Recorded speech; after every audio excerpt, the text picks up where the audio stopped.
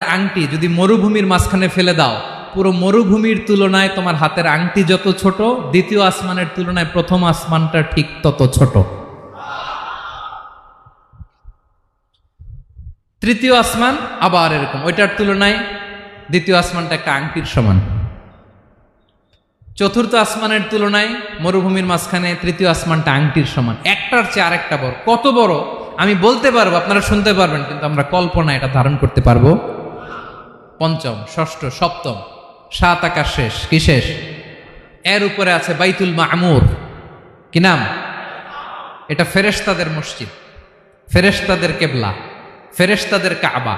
আমরা যেমন মক্কায় কাবা, ফেরেশতাদের কাবা কেবলার নাম হচ্ছে আল বাইতুল মামুর। সাত আসমানের উপর। এটা কত বড় শুনেন।